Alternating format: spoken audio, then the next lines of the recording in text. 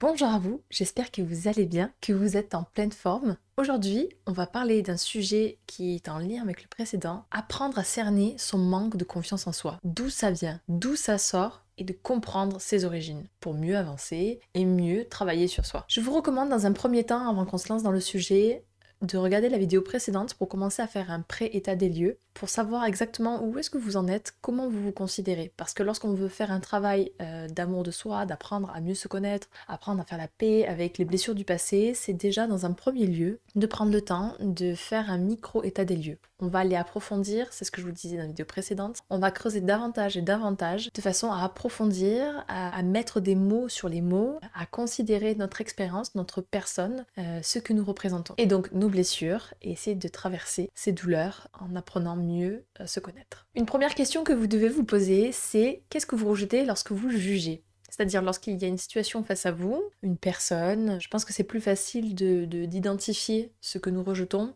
Si par exemple je vous dis quelle est la personne que vous détestez le plus, ou si vous détestez vraiment personne en particulier, quelle célébrité, personne iconique vous rejetez et qu'est-ce que vous rejetez chez cette personne. Et vous listez ce que vous pensez en tout cas, c'est pas forcément une vérité, mais c'est juste pour apprendre à comprendre ce que vous rejetez. Une autre façon aussi de se questionner, c'est lorsqu'il se passe quelque chose dans votre vie pas bien pour vous, quels sont les premiers mots que vous allez vous attribuer, vous donner, vous concernant. Je suis bête, j'ai été trop faible, j'ai pas été assez courageuse, voilà. Qu'est-ce que vous rejetez? Et vous essayez d'identifier, c'est des traits de caractère, des valeurs, des attitudes, des choses comme ça. On va essayer de comprendre d'où ça vient, pourquoi on attaque ce sujet-là en particulier. Il y a des gens qui vont peut-être noter en me disant mais c'est absurde parce que je rejette la méchanceté. Alors au-delà de la méchanceté, parce que la méchanceté, je trouve que c'est un attribut assez général, quel comportement il va y avoir? Par exemple de la manipulation, profiter de quelqu'un, la volonté de faire mal à quelqu'un. Vous voyez, essayez d'être un peu plus subtil dans ce que vous jugez, dans ce que vous attaquez ou vous méprisez. Lorsque ça vous concerne aussi, si vous dites mais je me trouve nul, ok, qu'est-ce que vous voulez dire quand vous dites que vous vous trouvez nul? Essayez d'approfondir et de mettre des mots ou des exemples concrets. Je vous demande juste d'affiner parce que ça va nous donner des indicateurs pour la suite. Il se peut aussi que ce travail-là va s'affiner avec le temps. C'est-à-dire que vous avez une première version aboutie, mais à fur et à mesure de travailler sur vous, vous allez vous rendre compte de certaines choses qui vont se déployer au fur et à mesure du temps, voire même des années. Mais c'est pour ça que c'est un travail qui est hyper important parce qu'on se rend compte lorsqu'on travaille, on fait le propre archéologue de notre vie, de vraiment se dire ok, bah, ce bout-là, il va avec ce bout-là et on arrive à comprendre d'où viennent certaines blessures. Si vous faites pas ce travail-là, c'est compliqué d'identifier d'où vient nos traumas, d'où viennent nos peines, d'où vient du coup les zones à travailler, les blessures qu'on a à soigner, si on sait même pas où on a mal en fait. Ce que je vous demande en fait, c'est de quitter votre posture d'enfant. Un enfant quand il pleure, tu dis ça va pas, il dit oui ça va pas, tu dis pourquoi, ben je sais pas, ben du coup c'est compliqué d'aider si tu sais pas. Donc comme un enfant, on lui apprend à comprendre d'où ça vient, c'est de mettre des mots sur ce qu'il ressent émotionnellement ou même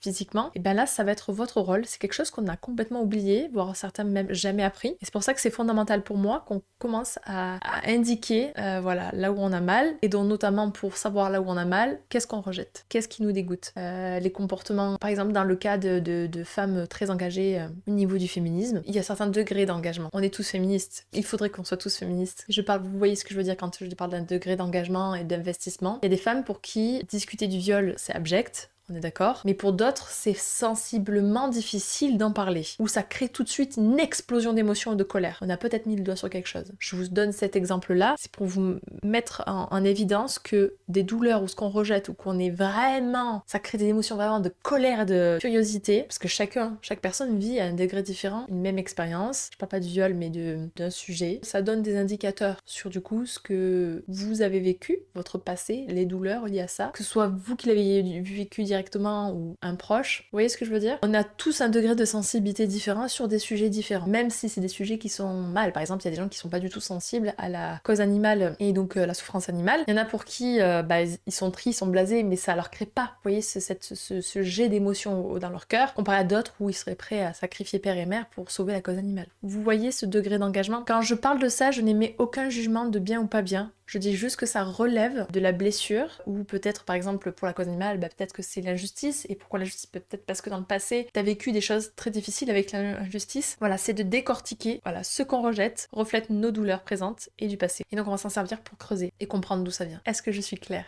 pour vous?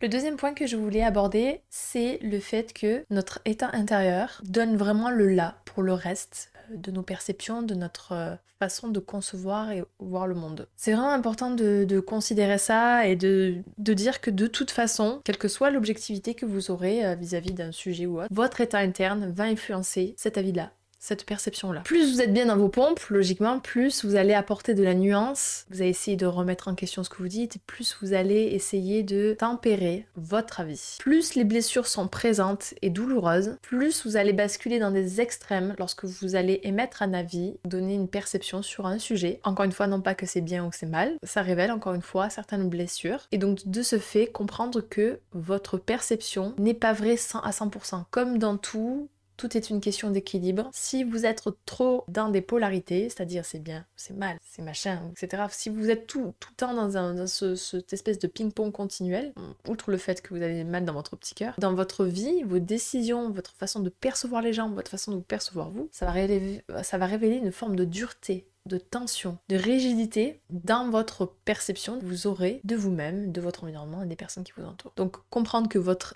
état interne influence grandement ce travail de perception. Troisième point, il faut prendre conscience qu'on est une histoire, on est comme un conte. Si je devais prendre le conte, par exemple, de Géraldine, le conte de Jean, de Paul, Pierre ou Jacques, que sais-je, si je prenais votre livre à vous, qu'est-ce que j'apprendrais sur vous? Elle est comme ça, vécu ça, etc. Et de toutes ces expériences, de la façon dont le conte est écrit, vous êtes d'accord que je vois une façon de raconter la vie de quelqu'un. Si je vous mets dans une salle où vous racontez votre histoire de A à Z, déjà il y a le filtre de ce que vous énoncez de vous. Les gens, si je mets 20 personnes autour de vous, qui écoutent cette histoire et qui devra retranscrire votre histoire, vous verrez qu'il y a 20 façons encore d'énoncer ce que vous avez vécu. Donc comprendre que la façon dont on a de s'exprimer de notre vécu, de nos blessures, etc., c'est une histoire, c'est une façon de se raconter. Et d'une façon, ça nous enferme beaucoup dans nos décisions, dans nos actes, dans notre façon de penser, nos façons de nous habiller, de nos façons d'interagir le monde. Cette histoire nous configure, nous fige d'une certaine façon. Et c'est intéressant de prendre conscience de ça parce que comme toute histoire, elle peut être réécrite ou on peut clairement fermer un livre et redémarrer une écriture avec une autre façon de se raconter, une autre façon de s'exprimer, une autre façon de s'identifier, de faire vivre notre personnage. Je dis pas que ça change la vie comme ça, je ne dis pas que c'est une façon qui va vraiment drastiquement changer votre état d'âme, mais c'est juste que vous preniez conscience qu'une autre façon de nous raconter, de nous exagérer par moments, et ben ça nous enferme dans un carcan. Ça nous permet certaines choses et ça nous limite sur d'autres choses, que si on déconstruit cette façon de raconter notre histoire, je pourrais faire un live complet sur ça, ça nous permettrait juste d'interagir autrement avec le monde et avec nous-mêmes. Gardez-le en tête, ça c'était le troisième point. Alors il y a une phase dans la construction de la confiance en soi, une phase dans laquelle on traverse tous, donc elle se situe souvent un peu après l'adolescence, autour de la vingtaine, qu'on appelle la phase narcissique. Elle commence au creux de l'adolescence, mais voilà, dirons-nous qu'elle est aboutie autour des, allez, je dirais 25 ans. À la louche. Cette phase narcissique, elle est hyper fondamentale pour votre construction personnelle, votre construction de votre personne. En Occident et dans de nombreuses sociétés, cette phase-là, elle est très mal perçue. C'est l'âge, j'appelle l'âge débile, mais je m'explique pourquoi. Parce que c'est l'âge où on a besoin de montrer au monde entier qu'on sait tout, qu'on gère, qu'on maîtrise tout, que de toute manière, t'as pas à expliquer à cette personne comment faire les choses parce que elle sait. Vous voyez? C'est cette phase-là qui, quand je la regarde par rapport à ce que j'ai vécu, je l'observe avec beaucoup de tendresse. Parce que c'est vraiment un moment où on a l'impression de gérer de ouf, mais je vous jure qu'au regard de tous, vous passez pour un gros débile. C'est pour ça que je dis que c'est la phase débile. De quelqu'un d'extrêmement imbu de sa personne, ou juste, mais complètement à côté de ses pompes, trop borné dans sa façon de concevoir le monde, etc. Et c'est pas grave. Et c'est ok.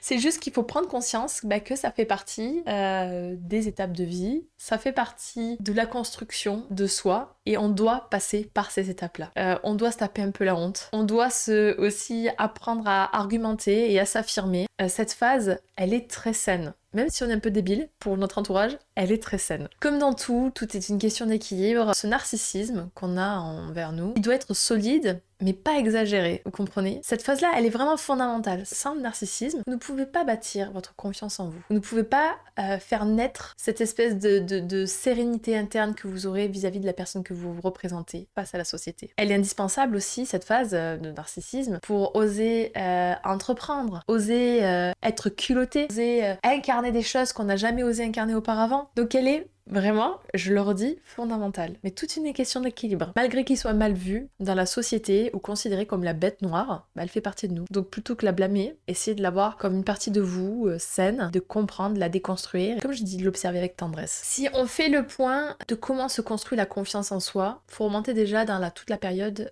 fétale. Ça serait le 5e point. Le 4e point, c'était sur le narcissisme. On est sur le 5e point, qui va prendre un peu plus de place au niveau de la vidéo. En fait, dès le moment où vous êtes dans le ventre de votre maman, vous allez être soit fantasmé, idéalisé, ah mon bébé va être super, fantastique, etc. Soit rejeté, cas où les parents ne voulaient pas d'enfant, et voilà. Vous allez être sensiblement dans une polarité ou dans une autre. Je vois pas des gens qui sont juste, il est là, je suis contente mais sans plus. Non, je pense qu'on est vraiment sur quelque chose de plutôt polarisé comme schéma, lorsqu'on est vraiment dans le ventre de notre mère. Encore une fois, il n'y a pas de mal ou de bien dans ce que j'exprime, c'est juste que forcément, le fœtus va recevoir un tas d'informations. Comment la maman se sent, etc., comment elle le vit sa grossesse. Ce petit fœtus va recevoir un tas d'informations. Après le stade fœtal, lorsqu'on est, on est un petit bébé, un tas d'informations vont avoir des rôles importants dans notre construction, notre façon de se positionner au niveau du monde. C'est-à-dire, est-ce que mes besoins sont écoutés, considérés, remplis? Est-ce que je reçois assez d'affection? Est-ce que je reçois mes premiers soins de façon normale? Même si ça se joue au niveau de l'inconscient, les bébés le ressentent. Est-ce que j'ai suffisamment de sécurité? Est-ce qu'au contraire je suis trop couvert? Est-ce que j'ai des outils qui me permettent de me déployer? Par exemple, il y a une méthode de la méthode Montessori que j'ai appliquée pour ma fille, qui pour le coup a fait ses preuves. C'est anecdotique, hein, mais c'est juste pour vous donner, juste mettre en lumière par exemple des sortes d'outils qu'on peut mettre aujourd'hui en application pour les enfants, pour que ça booste certaines choses ou pas. Nous par exemple, avec mon compagnon, nous avions décidé de pas mettre de lit à barreaux à notre enfant. Je trouvais ça extrêmement effrayant de mettre un enfant en cage, de lui mettre tout un tas de sources d'intérêt autour de ce lit, les jouets, les peluches, etc., des posters, que cet enfant-là soit contraint de rester dans cette cage-là et de contempler toute sa curiosité sans pouvoir aller expérimenter. Et la méthode Montessori propose de mettre un lit à ras du sol avec bien sûr un sommier, etc., pour aérer le lit du bébé et tout ça, etc., avec un tapis au cas où le bébé roule, bon voilà, et sécuriser toutes les prises, sécuriser toute la pièce, et de façon à ce qu'il y ait par exemple un objet pour qu'il puisse se soulever, des coussins, des jouets, des choses comme ça à différents endroits de la pièce, un miroir pour qu'il puisse se voir, de façon à ce que le bébé, s'il y sort de son lit, il a envie d'aller explorer le monde. Et comme il est dans un environnement sécurisé, l'enfant va de lui-même explorer son petit monde et se sentir déjà si petit en sécurité. Pour tous les futurs darons, je vous jure que c'est le feu. Les nuits ont été très faciles avec notre fille grâce à ça, enfin entre autres, voilà, bref. Mais pour revenir sur l'apprentissage, comprenez que dès l'enfance, notre façon d'avoir été couvé ou au contraire rejeté ou au contraire, voilà, cette espèce de curseur entre sécurité, amour, rejet, etc., selon comment il est placé, va vraiment influencer notre façon de percevoir le monde et de nous considérer. Un enfant qui aura été rejeté alors qu'il est tout petit, qui ses besoins manger, boire, amour, etc. ne sont pas remplis, je pense qu'il aura du mal à se sentir en sécurité, considéré, compris par les autres quand tes propres parents ne le font pas pour toi. Encore une fois, je n'émets pas de jugement de valeur, de bien ou de mal, etc. Je dis juste que on a des besoins à certains stades de notre vie, s'ils ne sont pas remplis, à un moment donné, ça va créer des déséquilibres. Quand ils sont trop remplis aussi, ça crée des déséquilibres. Parce que parfois, on a tendance à avoir des parents qui surcouvrent leurs enfants, sauf qu'on se retrouve avec des enfants qui vont développer des anxiétés. Et ça, c'est un autre sujet. Il peut y avoir un premier décalage qui peut rentrer en jeu, c'est à partir des 1 an, quand l'enfant commence à comprendre qu'il se voit dans le reflet, que son reflet c'est lui. Déjà à ce stade-là, certains psychologues ont émis la probabilité en tout cas qu'il puisse y avoir un décalage entre ce que nous on percevait de soi et d'un coup on se dit ah mais je ressemble à ça. On est d'accord que ça se joue au niveau de l'inconscient, mais il se peut qu'il y ait déjà des choses qui se créent à ce niveau-là. Après l'enfant grandit, on se retrouve dans la période de la sociabilisation, donc c'est tout ce qui est enfance, primaire, etc. Est-ce que vous étiez donc un enfant qui était idéalisé, surinvesti, à qui on leur faisait tout faire, tout créer, où les parents mettaient le max d'énergie sur vous, ou au contraire vous étiez complètement délaissé, peu de preuves d'amour ou pas d'amour que vous auriez voulu recevoir en tout cas? Est-ce que vous étiez peu valorisé, au contraire trop valorisé, ou l'équilibre parfait? Voilà. De reprendre comment s'est passée votre vie, étape par étape. En tout cas ça m'a été extrêmement utile, m'a permis de me rendre compte de tas de choses, des défaillances au contraire là où j'étais bien nourrie. Je parle pas que de la partie nourrir, vous m'avez compris, nourrir physiquement, psychiquement, affectueusement, etc. Ou au contraire les carences. Ça en dit long sur votre vécu et du coup votre façon d'aborder le monde. Vient ensuite la partie de l'adolescence, cette partie fabuleuse où beaucoup de personnes ont détesté. Je fais un constat quand même quand dans mes lives, le nombre de personnes qui sont déprimées de cette période, je pense qu'il faut qu'on en parle. C'est une étape entre l'enfance et l'âge adulte, l'adolescence, et c'est une espèce de baptême de feu que tu sais qu'à l'âge adulte, tu vivras plus jamais ces intensités émotionnelles, ces problématiques aussi intenses, enfin tout est intense adolescent. Et quand je regarde ça, je me dis, ah, je suis bien contente que ce soit derrière moi. Donc si j'ai un adolescent qui écoute, peut-être que ça t'aidera. Sache que c'est une étape peut-être pénible, mais avec le temps, ça se calme. Voilà. Courage. Donc pourquoi cette intensité? Déjà il y a un bouleversement hormonal, il y a une phase aussi dans la construction où on commence à rejeter les parents. C'est une phase aussi importante qui nous pousse à quitter le nid familial et donc du coup à aller vers le monde extérieur. C'est extrêmement sain, douloureux pour les parents, douloureux pour les enfants, mais en fin de compte c'est une phase qui est vraiment très importante pour pousser l'enfant à entreprendre, à aller oser vers le monde extérieur. Ça peut se faire en douceur, hein. On soit clair, on n'est pas obligé d'envoyer chez ses parents, mais je dis juste qu'à un moment donné, on commence à se rendre compte que nos parents ne sont pas des super-héros qu'on imaginait. On se rend compte qu'on a certaines capacités, qu'on a tendance à surcoter. On a un besoin d'appartenance complètement dingue. C'est là où on expérimente les looks, les styles vestimentaires les plus improbables, ou au contraire une espèce de laisser-aller complet en mode genre sweat basket de jeans parce que la flemme. Mais en même temps, si je suis passe-partout, du coup je suis acceptée de partout. Donc cette espèce de besoin d'être aimée de façon incontrôlable, cet âge-là, c'est totalement sain et c'est totalement normal. C'est l'âge aussi où on a tendance à idéaliser les gens, les grands, les adultes. On idéalise telle personne, donc du coup on va être comme elle. Extrêmement polarisé et en interne, c'est un putain de cocktail chimique qui fait que du coup on réfléchit pas du tout logiquement.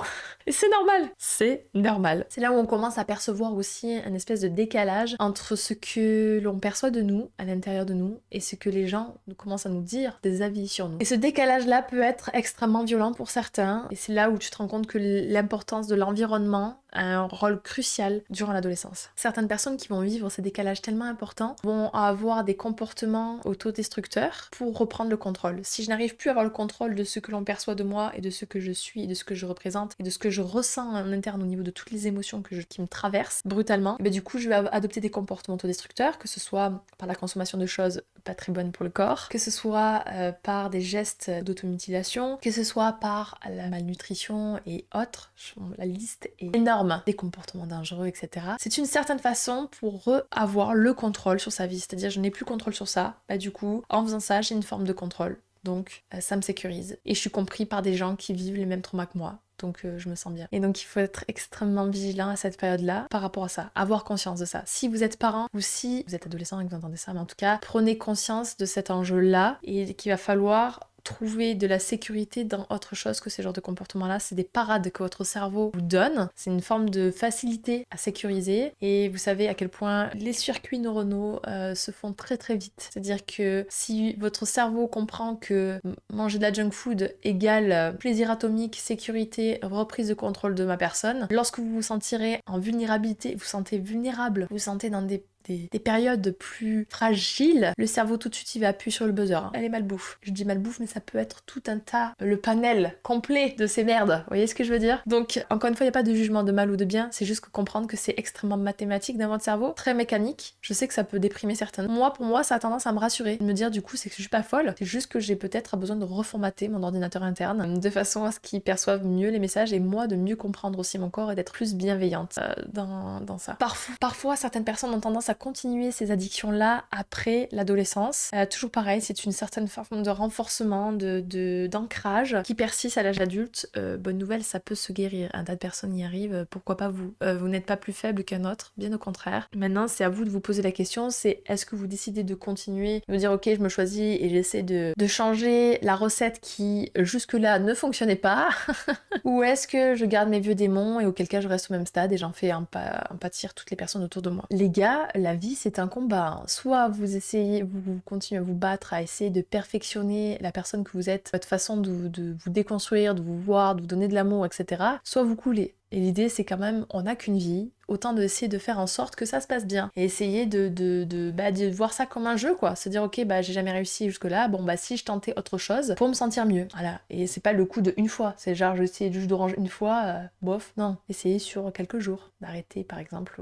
comportements. N'hésitez pas à vous faire accompagner aussi par des professionnels pour ce genre d'addiction et de comportements autodestructeurs. Encore une fois, il n'y a pas de notion de mal ou de bien dans ce que j'exprime. C'est plus d'oser être franc avec soi-même et de se dire ok, j'ai ça à travailler clairement. Je me suis bousillé la vie ou je me suis fait trop mal tout ce temps. Maintenant, je me prends en charge. Voilà, vous le méritez. Voilà, vous le méritez. Et c'est pas parce que vous avez eu un passé de merde que vous méritez de rester au même état. Voilà, vous méritez de vous protéger, vous méritez d'avoir la paix. Parce que c'est clair.